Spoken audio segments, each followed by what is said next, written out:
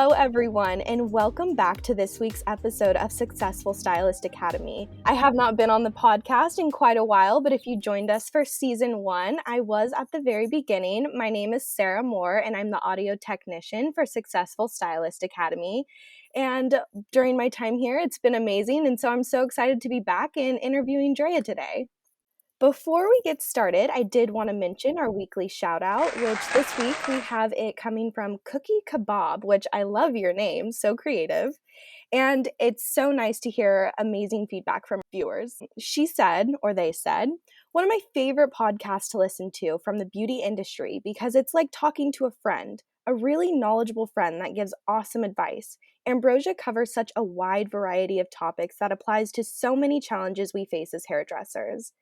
Thank you so much for your review on Apple Podcasts. This means so much to us, and it helps us find the right people, and the right people find us as well.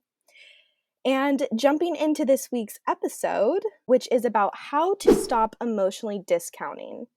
And Drea, would you like to tell a little bit about yourself and what this topic means to you? Yeah, sure. Hi, Sarah. I'm so excited just to be hanging out today, and I'm I loved the review. So thank you so much. That is awesome. I love hearing that. So my name is Drea Letcher, and Sarah, we could not do anything that we do without you. So first of all, thank you. We love you being a part of our team. And I am the artistic education director for Successful Stylist Academy, and also help co-host here on the podcast. And it's been an amazing journey. We're like getting really into season 2. So such good stuff. I also work for Olivia Garden. I do mindset coaching and public speaking and communications, seminars, workshops, and I love every second of it. I am still a stylist behind the chair at 2 different salons in my surrounding areas, and I have been in the industry for over 20 years now. So, yeah, I think that's it in a nutshell. I love it. You are a woman who wears 10 million hats all at once. So It's true. that's the best. So, jumping into the topic, why do you think this is such a hot topic right now in the beauty industry? And why are so many stylists falling to the default habit of, emotionally charging clients?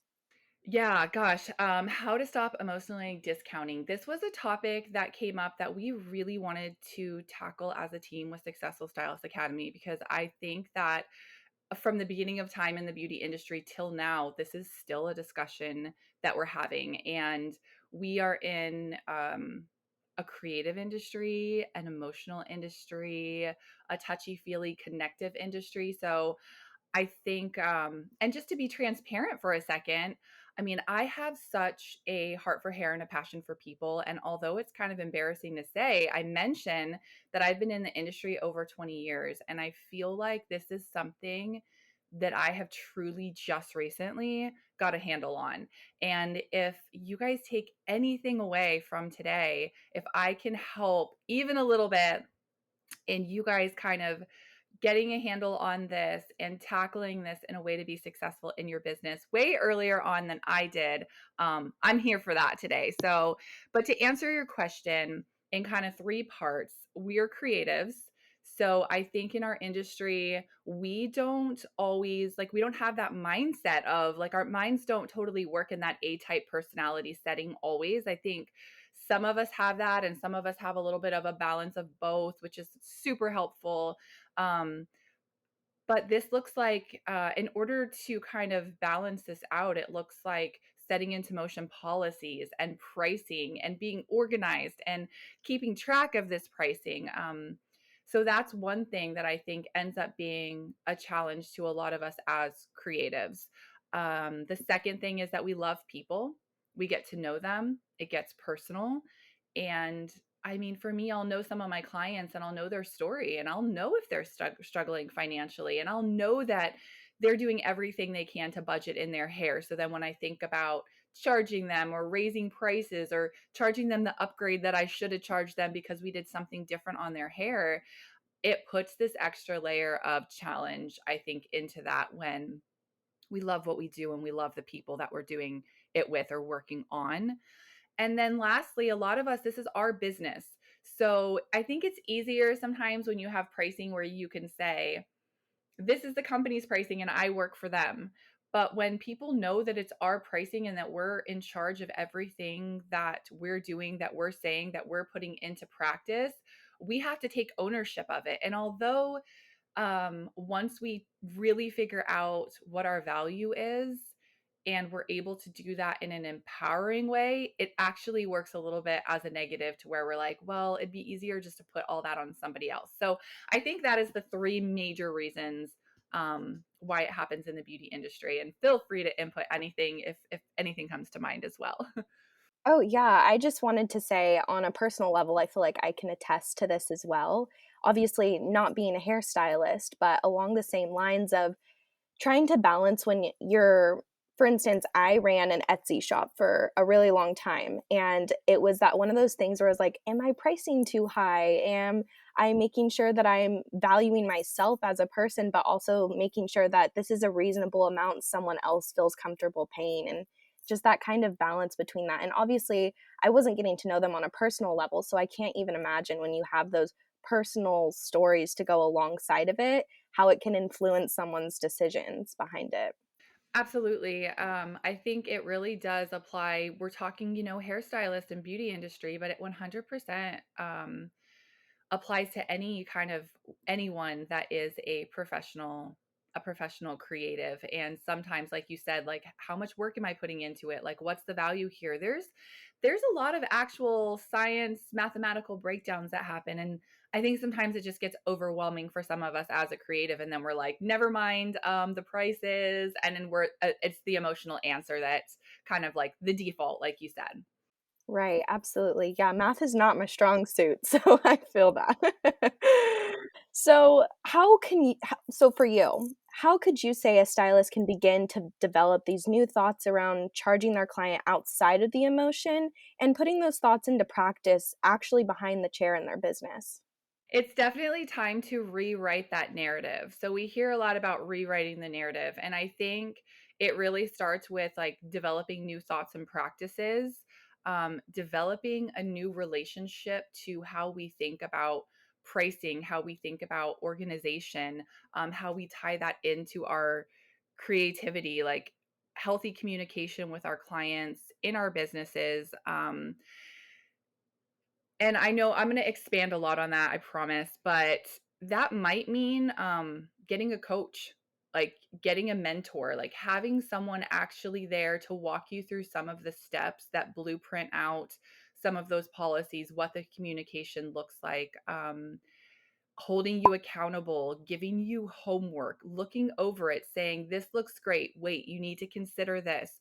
So I think that sometimes gosh, we do wear so many hats now. We have so many jobs within just being behind the chair.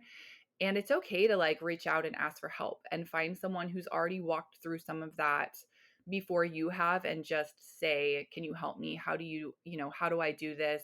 Um, our coaching program with SSA, I mean, that was one of the reasons we developed it was there's a lot that gets talked about even on the podcast when we watch lives from other people. There's so many people in the industry that are so influential doing amazing things, but if you don't dive deeper with them, you're just getting like the surface of like the seed getting planted, like, wow, that sounds amazing, yes, I want to do that. Oh my gosh, I'm super inspired. And that's as far as it goes because there's nothing tangible to grab onto to actually take you through the steps to start implementing those thoughts and that inspiration and that education into a process that then becomes your habit within your creative craft. So I really think a mentor or a coach and accountability is huge. Like I have to have deadlines to be successful.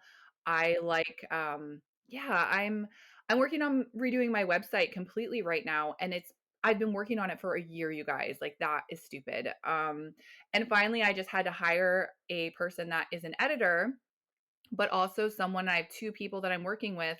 And every week they say, this is the next thing I want from you because we created a list of what needs to happen. This is what I want from you next. Here's when I need it from you. In between, they say, how's it going? Are you working on it? Have you made time for it this week? Do you have time set aside for it this week? And then, like 2 days before, don't forget this is due. Then they edit it, then they send it back to me. So, I mean, that's the process that I'm having to go through just to finish the captions on my website. So, think about your whole business and what that would look like, but how beneficial it would be to set aside time and money that's very intentional to invest in yourself so that you can have someone come alongside you and help you through these processes. So that's kind of the short answer, and I'll get more into some more tangible things as well.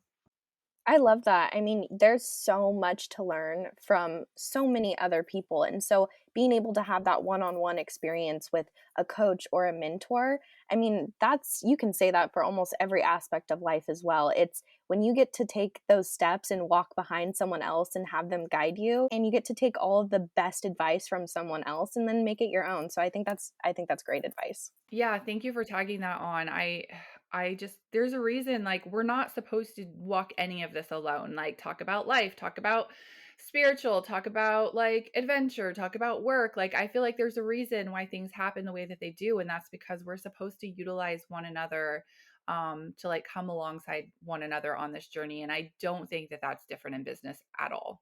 Absolutely, absolutely. And I mean, in business especially, they sometimes say don't mix, business with pleasure, but at the same time, you want to make it fun. And if you can do that by learning and having a companion along the entire way, why not do it? Yes, I agree with that. I do not subscribe to not mixing business with personal. I mean, it is time away from our kids, our family, our hobbies. It is our energy, our creativity, our bodies, like everything. Like it's like we're one person. Like it's all personal. So, going along the same realm of that line, what are some of those aha moments that you had that made you realize that along your journey that you had to make these changes in your business? Yeah, there were some good ones, and I am a little bit of a slow learner, I'll tell you what. I so aha moments, I'd work let me know if this resonates with any of you guys, like put it in the chat, but I would work 10 to 12-hour days and work my bum off, and it felt like it should have been a top money making day, and let me tell you what, it wasn't. So it's like I'm tired, I'm away from my daughter this time, I'm away from other things at home. And then I'd walk away and be like, wow, like I just like kind of killed myself to make such and such a dollar amount. And I do love what I do. So I hate to put it that way, but there has to be an exchange. Like it's our livelihood. So that would happen many of times. Um, then I hate admitting this. I would know that I was charging a certain amount, and I would find that I'd want to schedule less time to get in more people because I wasn't charging what I was supposed to be charging, or what my value was for the service I was providing and the time and what I was putting into the time that I was spending with my clients.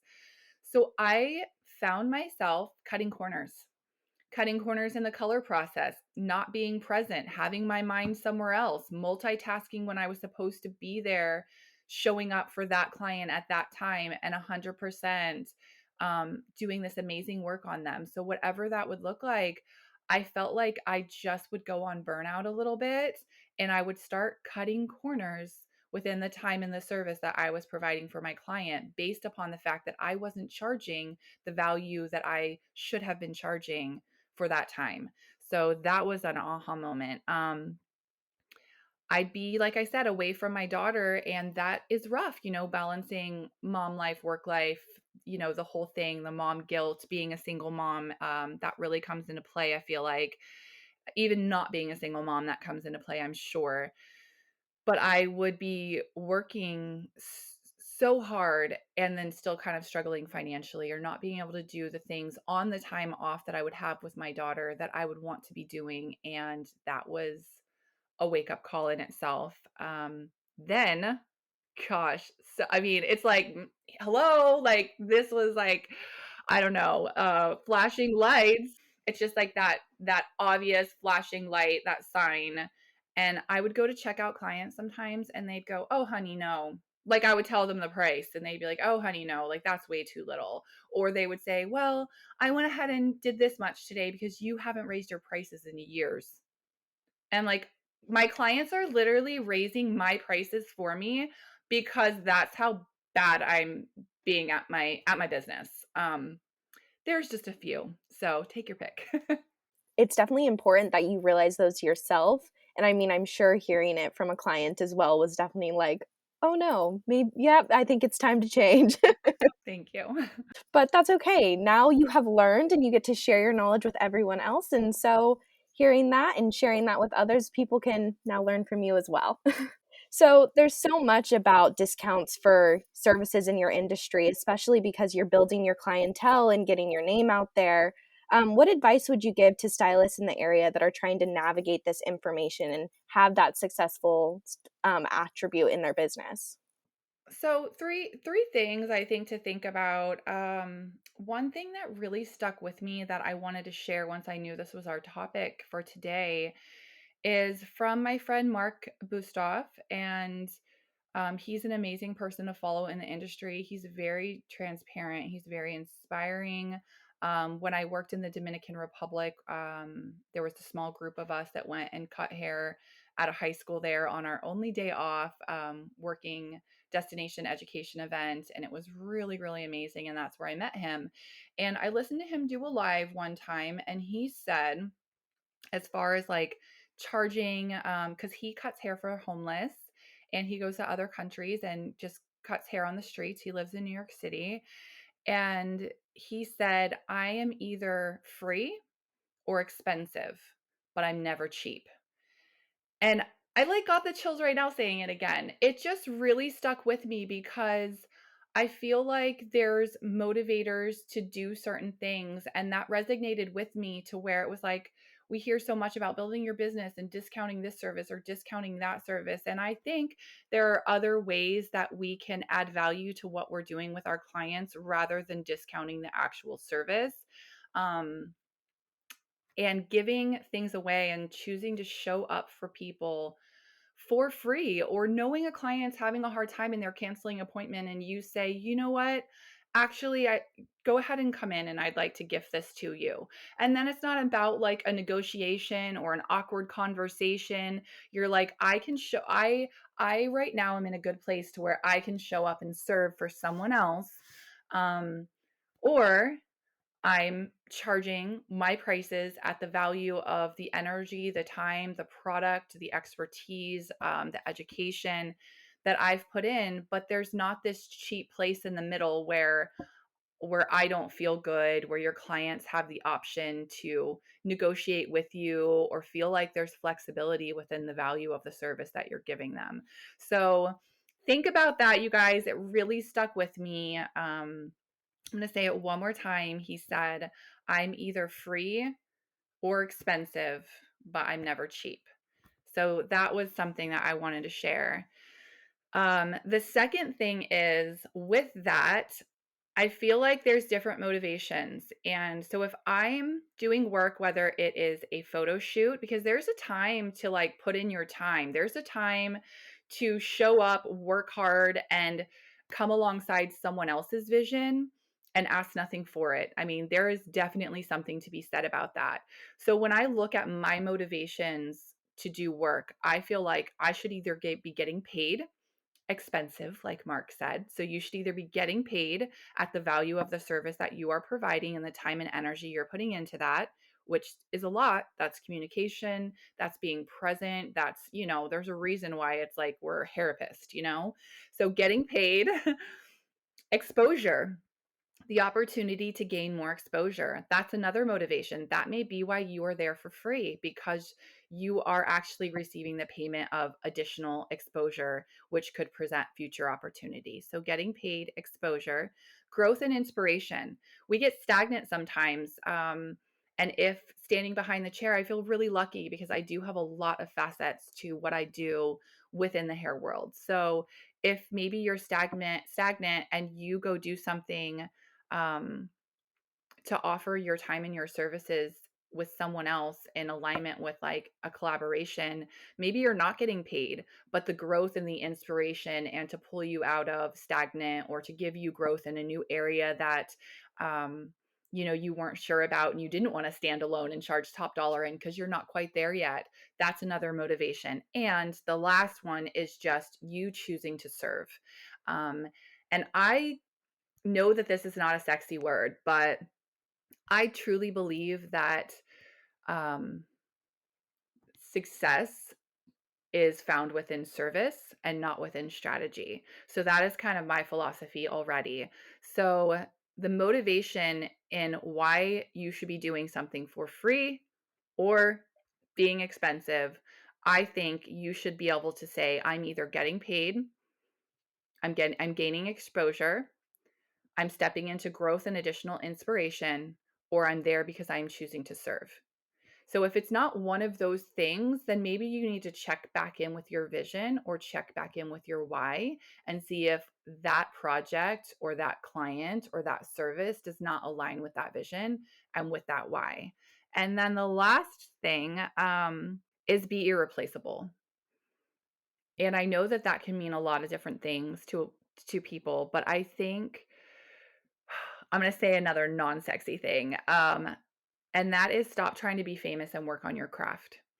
So part of being irreplaceable, I mean, there's so much comparing callings right now, and there's so much standards within social media that I think sometimes that we're living up to that our craft goes on the back burner. It's like we know what to say, we know how to take that picture, we know how to write the caption, but what is your craft suffering? Is the actual skill of what you do suffering? So I feel like if we are working on our craft, if we're honoring the season that we're in, some of us are asking for more clients. And with that, when I'm coaching someone and they're like, "Oh, I want more clients. I want to have this clientele. I want to have this dream client. I want to be doing balayage and hand-tied extensions all day long." And it's like, "Great. Is your station clean? Are you showing up on time? How are you treating your clients? Are you taking additional classes in that? Are you standing beside somebody who's doing it better than you and offering to walk alongside their vision in order to grow your vision in the long run without asking for anything? Like, how are you working with what's in your hands right now before you're asking for what's going to come into your hands next? To me, that is part of um, being irreplaceable. I think when you're developing kind of in the dark before the applause is there, when you're working on your craft, um, when you're serving others, I feel like you're really positioning yourself in a place to be irreplaceable. All of those points were so great. I have a couple things that came to mind when you were speaking. The first one was, off of your first point that you made. I love that you're making it feel that you have the power in your hands. So, regardless of why or what your why is, you get to have that choice for yourself and make that decision. So, right there alone, it gives you that empowerment to make those thoughtful and careful choices for your own practice and your own business. And I love that. That was great advice. Second was when you made the point about being irreplaceable, I was like, Drea, you are irreplaceable. I'm telling you right now. Oh, Yes, I could not imagine having anyone else ever touch my hair. So so right there, I just wanted to say your practices are absolutely going into motion. yay! That makes me feel so good. You guys heard it. I didn't pay her. No, I really do believe that those little things that are kind of quiet and in private and start internally, and then when you don't have the spotlight on you and you're doing everything to develop quietly and humbly and intentionally, I feel like then when the time is right and that spotlight, whatever it looks like, on the chair and getting more people in your chair and your dream clientele in your chair, or whether you start educating or getting more followers on your social media platforms, like whatever that why and those goals look like, I think that if you are confidently and humbly doing that, you're able to put these practices into your business. And I truly believe that you'll be you'll be busier than you ever dreamed or imagined, and more than that, there will be so much satisfaction within your work and within your day. So, before we sign off for the end of this amazing episode, do you have any closing statements or thoughts that you want to leave our listeners with? Yes, and I actually do want to mention a little bit because Successful Stylist Academy is all about like community coaching and courses. And with the community in that, I just want to say, just like remember that you are not alone. Like, ask questions, get support. It's there with us, and it is out there as well. But um, just with the podcast, with some of the lives that we do, we have a society page that is a private page, and you can ask questions, and there's a safe landing pad. So definitely visit our website, visit our platforms on Instagram at Successful Stylist Academy, Successful Stylist Academy Society page, and the podcast page, because there's a lot that you can get plugged into.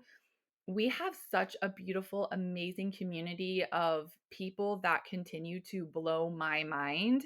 So I really want to say, take advantage of that. We would love to have you as part of our Successful Stylist Academy family. And coaching, like, visit our website, see what's there, see if it's a good fit for you for where you're looking to grow. And then courses, we Ambrosia and I, so the founder of Successful Styles Academy, we developed kind of an indie education program that we really, I mean, we couldn't not do it. You know how there's the things that like get laid on your heart and you're like, until this is done, like it will haunt me. Like that was what Hair Tour was for us. And it was about having unplugged conversations about business, about culture, about marketing, about conversations with our clients, communication, different tools that we use, what not to do, what we, just so many things that we just talked about really, really raw. And then we went into two totally different technical courses that are just real easy grabs to utilize immediately behind the chair, because we wanted to be like, how many hats do we wear and what can we say about each hat that we have to put on as a stylist. So there's just a lot there, you guys. So use us. We are honored to come alongside you on your journey. So community coaching and courses. And when we're talking about emotionally charging, I can't not mention salon scale. So a lot of this comes into us being creatives and ignoring sometimes the science and the math behind something, which trust me, like I want to do that too. But if you can get your baseline handled, then you just have to charge for your time. And at least you know exactly the amount that you're spending on your color, your developer, everything's done for you, everything's taken, is kept track of for you once you plug that in. And it's just a matter of like getting started. And they do such a good job at walking you through that. So, Salon Scale, if you guys aren't using it already, check it out. There's also a previous podcast episode where Ambrosia does talk to the owner, Alicia. And so if you guys want to know a little more about Salon Scale, it's a really inspirational episode too, you guys. Like there's a lot that goes into just being real and talking in that episode. So I would recommend it, like, no matter what, as a stylist to listen to. So I did want to share that because those are like huge tools that I think you guys can take advantage of. And if you're listening to this and you're like, this is an issue for me, like I totally emotionally charge my clients. I don't even know why I charge them what I charge them. It's what I've been charging them. It's the closest to what other people charge them. And you don't even really know what that looks like and why and how to change it. And you're looking for a place to start. Um, I want to say that like a new way of operating always starts with a thought. And hopefully this is like starting that thought process with you today. But I want to encourage you to take some time, that once the thought process starts, take some time. I mean, set aside some time, put some low music in the background, get a pen and paper, sit in a quiet place, and let yourself kind of sink into those thoughts. Like sink into like some new patterns, some new ideas. And I mean, not just about your pricing, but about yourself, about your work, about your time, about your energy, about your value. Like, let that, like, meditate on that, like, let it settle in. Then what I want to ask you to do is whatever comes to you, I want you to make those thoughts plain.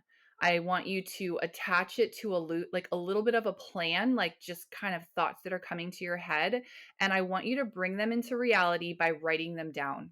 Because sometimes we have a vision or we have a why, and we never bring it into reality because we don't make it plain and we don't write it down. So the next step is bringing it into reality and writing it down. Then, whatever part of that is your new narrative, is your new truth, is your new vision, plays into creating your why. I want you to read it out loud, and I want you to read it like in declaration, as in like you are speaking life into what is about to come. I know this is a little woo woo, you guys, but I mean, and this is sometimes where my faith comes in. I just empower it. So I don't know what that looks like for you guys, but for me, it's like think about it, meditate on it. I bring my faith and my spirituality into it.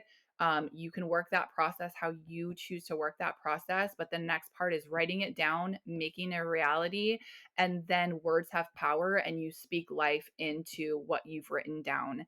Then go execute what you wrote down and what you spoke out in confident humility.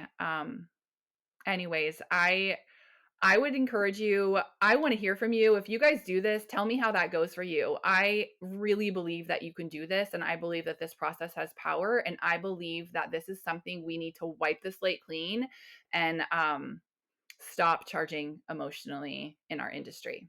That was an amazing point, and I think the whole idea of setting down goals, a process, and then putting your foot forth and go forward with it is a great idea. And I just wanted to make a little note about that as well. You don't have to do all of that in one day. So don't feel overwhelmed that it's like, okay, I did the plan, now I have to execute, now I have to do this. It's okay to have time and give yourself that space to allow that to go through a path and grow along that time too. I love that you said that, Sarah. I mean, that is really important. Because it's the work. Like nothing changes if nothing changes. And I think sometimes that's why we stay on autopilot. And you do have to put in the work, but all the work doesn't have to be put in one night, and it's not an overnight process. What I just shared with you guys, I'm actually doing as a full vision for every single area in my life. And I thought I was going to sit down and do this process, and I'll be sharing it on my social media, just some videos. And I'm kind of like blindfolding myself and sitting down and going through this vision exercise. And I thought I was going to do all of it in one day, just like you were saying, Sarah. So thanks for bringing it back into a place of, this is realistic expectation. Um, and I did 3 of them out of like 12 areas in life. And I was so tired, you guys. I was wiped out. I was sick to my stomach. And I mean, I knew I did it the right way because it drained me. But then when I looked back down at what I had written, I was just like, yes, like this is why I'm putting in the work. It really does make a difference. But thanks for sharing that because man, I'm still working on those areas, like writing down those areas and going through the process. What a great last note to end on. It's the process, it's the journey. So we're all getting there. I love it. Don't forget, we are here for you each step of the way. Find more info about our courses, coaching, and community, which will be linked in the show notes below. We look forward to catching you next week. Until then, dream big, set goals, and take action. Thanks, everyone.